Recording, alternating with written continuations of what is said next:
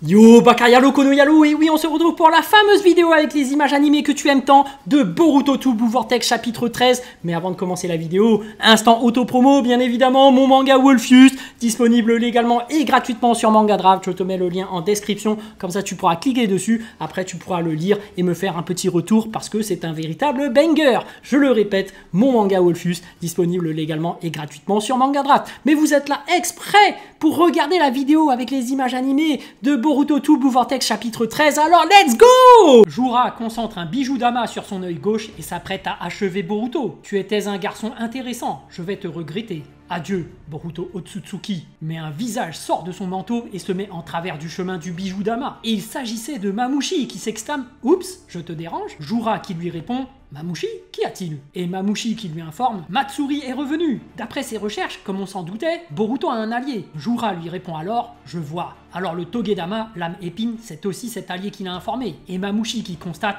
« Hé, le Togedama que tu tiens, c'est... » Hidari s'est donc fait avoir. Et Jura qui explique ne jamais sous-estimer son adversaire. On va rentrer, on ne peut pas laisser pourrir le Togedama, l'âme épine de Hidari. Et Jura qui fixe Boruto qui est inconscient au sol. Il dit alors Boruto Otsutsuki, tu es un homme chanceux, c'est comme si le ciel te disait de vivre encore. C'est ce qu'on appelle un message divin et Boruto qui est inconscient au sol.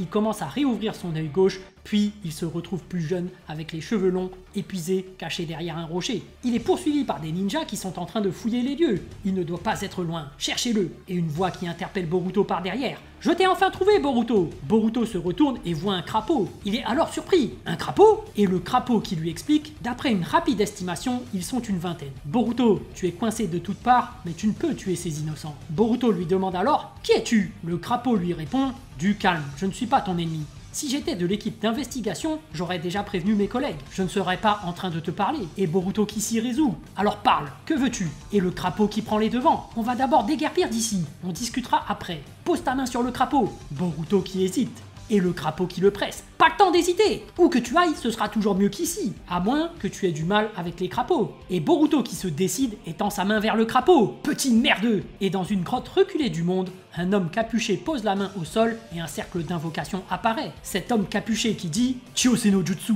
invocation ». Et Boruto apparaît dans la grotte et regarde autour de lui. Où sommes-nous? Et l'homme capuché lui explique « Dans un lieu reculé du pays du vent. C'est une des bases abandonnées d'Orochimaru. L'entrée était discrète, mais j'y ai ajouté un sort de genjutsu pour la camoufler. Ils ne la trouveront pas de sitôt. » L'homme capuché qui poursuit ses explications. Pour info, ce crapaud est un outil scientifique ninja. Il est structuré comme un vrai crapaud, mais il est artificiel. Je le contrôle à distance avec mon chakra. C'est avec moi que tu discutais à travers ce crapaud. Boruto qui demande alors « Qui es-tu? Tu as l'air de me connaître ?» Et l'homme capuché remet son masque à moitié cassé et demande « Ceci te dit quelque chose ?» Et Boruto qui le reconnaît tout de suite. « Ce masque? Alors tu es ?» Et l'homme masqué qui se présente alors « Je suis Kashin Koji, un cyborg né des mains d'Amado Sanzu. » Boruto qui est alors furieux. « Je ne t'oublierai jamais, c'est toi qui as tué Ao. Tu as aussi essayé d'éliminer Maître Konohamaru et moi. » Kashin Koji qui trouve alors les bons mots. « Laisse-moi vérifier une chose. De ta naissance à aujourd'hui, as-tu toujours été Boruto Uzumaki ?» Boruto qui ne comprend pas. Comment? Mais Kashin Koji qui insiste. C'est juste une vérification.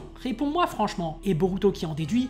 Tu es au courant pour l'omnipotence. Kashin Koji qui comprend alors. Ça s'appelle donc l'omnipotence. Il explique alors. À mes yeux, tu es Boruto, le réceptacle d'Ishiki qui a fui Kara. C'est Amado et moi qui t'avons aidé à fuir. Voilà ce que je sais. Mais c'est faux, n'est-ce pas? Et Kashin Koji qui fixe Boruto. Je ne connais pas bien ce pouvoir que tu nommes l'omnipotence, mais j'ai compris le résultat qu'il a engendré. Le jour où le village était à tes trousses, il semble que dans la tête de tous, les souvenirs liés à toi et à Kawaki ont été transformés. Boruto qui est impressionné. Qu'est-ce que ça signifie? Il ne fait aucun doute que l'omnipotence influe aussi sur tes souvenirs. Comment peux-tu malgré cela avoir un point de vue sur la situation si objectif? Et Kashin Koji qui lui répond « C'est parce que j'étais au courant. Dès le départ, je savais qu'il y avait une forte probabilité que cela arrive. » Et Boruto qui est étonné. « Quoi ?» Et Kashin Koji qui explique « Je ne t'ai pas encore présenté mes excuses. Certes, c'était pour faire apparaître Ishiki, mais j'ai dû suivre ma mission et vous affronter. J'en suis vraiment désolé. » Mais Boruto qui est compréhensif. « Je suis un shinobi. Je connais le poids d'une mission.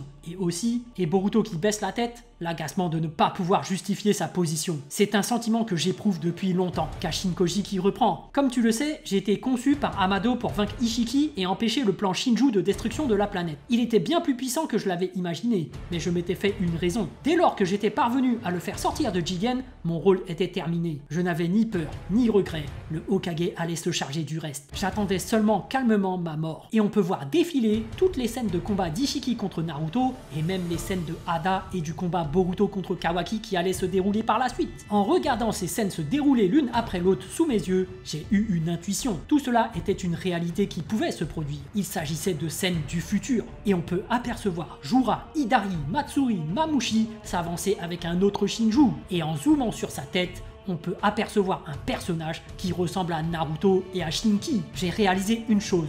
Tout cela ne prendrait pas fin après la mort d'Ishiki. Tant que Jubi lui-même n'est pas éliminé, cette planète restait toujours en proie à un grand danger. Oui, il me restait encore des choses à faire. Je ne pouvais pas mourir. Boruto qui demande: avec l'omnipotence, savais-tu à l'avance que ma position et celle de Kawaki seraient interverties? Et Kashin Koji qui confirme: oui, seulement sur ce point, j'en ai eu la certitude qu'en discutant directement avec toi. Il faut dire que selon ma perception, Kawaki est le fils du Hokage depuis toujours. Boruto qui est intrigué: quelle est donc cette aptitude? D'abord, pourquoi as-tu soudain acquis une telle chose? Et Kashin Koji qui explique: Amado a sûrement dû te parler de Shibai Otsutsuki. C'est celui qui autrefois a dévoré une multitude de planètes, qui a obtenu tous les Shinjutsu et qui a fini par être appelé Dieu. C'est l'Otsutsuki immémorial. Boruto qui tilt: Shibai Otsutsuki. Kashin Koji qui explique: nous, les membres de Kara, avons tous subi une transformation de renforcement. Des cellules de Shibai Otsutsuki ont été implantées en chacun d'entre nous. L'objectif était de faire apparaître en nous un de ces nombreux Shinjutsu, même si l'obtention d'un pouvoir est une question de chance.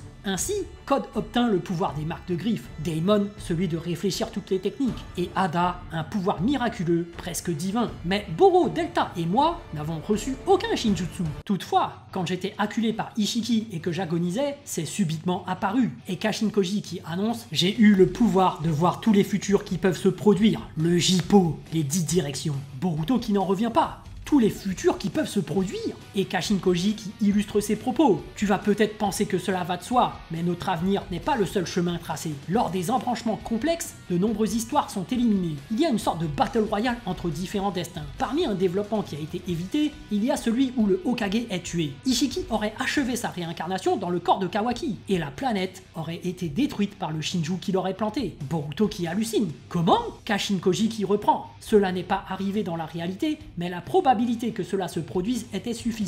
Kashin Koji qui poursuit son explication: prenons un autre exemple.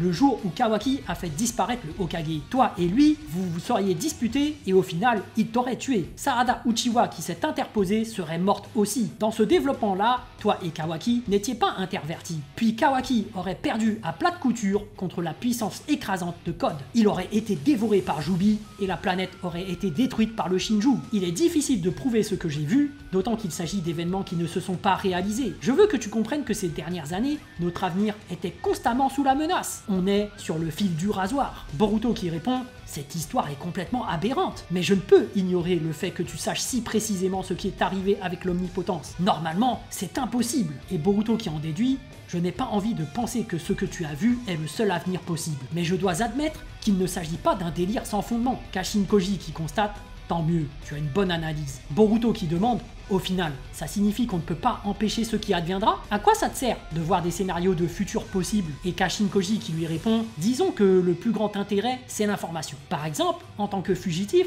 ça t'aiderait à ne plus te retrouver dans un cul-de-sac comme tout à l'heure. Et Boruto qui admet: oui, c'est sûr que ça m'aiderait. Kashin Koji qui ajoute: je peux aussi transmettre à celui que tu es aujourd'hui les techniques que tu vas acquérir dans le futur. Ainsi, tu peux anticiper, mettre en œuvre leur acquisition en t'entraînant plus efficacement. Boruto qui s'exclame alors: attends, c'est super chaud ça! Il est possible de faire une chose pareille? Kashin Koji qui répond: il n'y a pas de contradiction temporelle. Je ne fais que te transmettre ce que j'ai vu. Pour les 10 directions, la procédure est habituelle. Et Kashin Koji qui annonce: je te transmettrai également plus tard le moyen de sauver Sasuke devenu un arbre. Mais avant, je veux que tu connaisses le pire des futurs qui pourrait advenir à ce stade.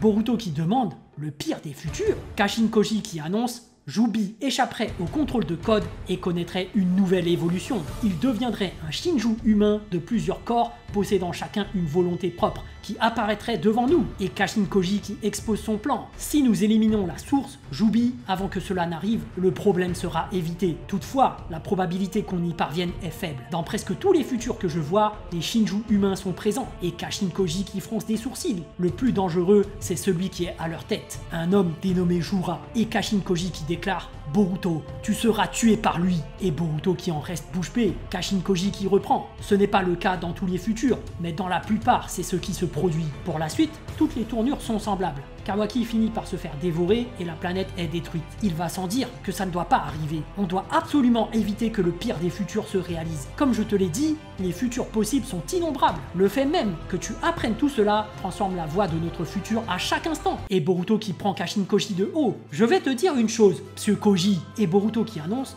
que ce soit pour empêcher le plan Shinju ou autre chose, je veux que tu saches que je ne peux pas accepter l'option de tuer Kawaki. Et Boruto qui déclare fièrement: parce que mon objectif est d'obliger cet idiot de frère à ouvrir les yeux et de faire revenir la famille Uzumaki. Et Boruto qui met son bandeau au niveau de son front, dans tous les cas, Jubi va m'entraver, ça je l'ai bien compris. Et en serrant son bandeau qui n'était autre que celui que Sasuke lui avait donné, il annonce: inutile de me le dire, je vais me débarrasser de Code et de Jubi par la même occasion. Et Kashin Koji qui le regarde sans rien dire. Boruto qui reprend connaissance et réouvre son œil. Sumire l'empêche de se relever en disant: Boruto, ne bouge pas encore. Konohamaru prend des nouvelles de Sarada qui souffre par rapport aux douleurs de son bras. Konohamaru qui en déduit: l'os n'est pas cassé.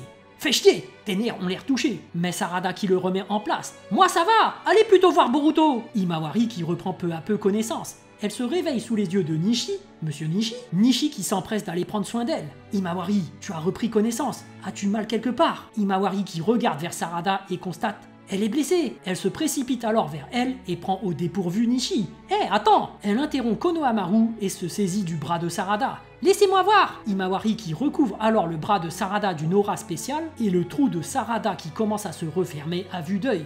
Hein? Sarada qui est impressionné. Non, c'est guéri! Konohamaru qui est sous le choc. Hein? Qu'est-ce qui se passe? Himawari, tu... Et Himawari qui explique: la blessure n'était pas importante. Je pense que ça devrait aller. Sumire interpelle alors Himawari. Himawari, occupe-toi aussi de Boruto s'il te plaît. Et Himawari qui est surprise. Boruto? Il est revenu? Mais Kawaki qui s'interpose en ayant les mains dans les poches. Attends Himawari, ne t'approche pas de lui. Sarada qui est fâché. Kawaki, tu es vraiment... Mais Kawaki qui la coupe. Ne vous méprenez pas, je n'ai pas dit de ne pas le soigner. Il y a juste une chose à faire avant. Il se tourne vers Konohamaru qui cherche quelque chose dans sa poche. N'est-ce pas, maître Konohamaru? Hein? Et Konohamaru qui acquiesce. Oui, tu as raison. C'est l'occasion ou jamais. Konohamaru se rapproche alors de Boruto pendant que Sumire s'en occupait. Que comptez-vous faire? Pousse-toi Sumire. Et Konohamaru qui sort des menottes spéciaux de sa poche, tout en saisissant les bras de Boruto en disant: rassure-toi, je ne lui ferai aucun mal. Et Konohamaru scelle les bras de Boruto avec ses menottes spéciales. Il explique alors: ces menottes scellées sont conçues par Amado. Avec ça, il ne pourra utiliser aucune technique. Kawaki se joint à Konohamaru pour maintenir Boruto par terre pendant que Sarada tente d'intervenir. Maître Konohamaru, ne proteste pas Sarada. C'est une mesure normale et conforme aux règles. On va vérifier les infos qu'il possède. Allez, contactez le 8ème. Et Kawaki qui fouille au niveau du manteau de Boruto, il y déniche un crapaud. Il fixe le crapaud et en déduit: c'est le crapaud de Kashin Koji. Puis le crapaud se met à disparaître. Et dans le repère d'Orochimaru, Kashin Koji qui est agacé. Tss, ça se corse. Pendant ce temps, Jura a apporté l'âme épine au niveau du cube noir. Des racines se plantent alors directement dans le Togedama, puis Hidari réapparaît sous un écran de fumée. Jura se rapproche de lui et demande: alors Hidari, tout va bien? Et Hidari qui se tourne vers lui et répond: bah j'en sais rien. Jura qui en déduit: je vois, tu as conscience d'être Hidari, alors ça va, ton identité se porte bien. Matsuri interpelle alors Jura: Jura, c'est bon maintenant? Et on peut apercevoir un autre Togedama qui vient de pousser sur une branche d'arbre devant Matsuri. Regarde ça, je suis si impatiente. Elle fait alors un geste du doigt pour l'attirer. Le Togedama qui surgit de la branche et Matsuri qui le contrôle par télékinésie. Le Togedama se pose alors sur le cube noir et pendant que tout le monde regarde, Jura constate: il va falloir lui trouver un nom.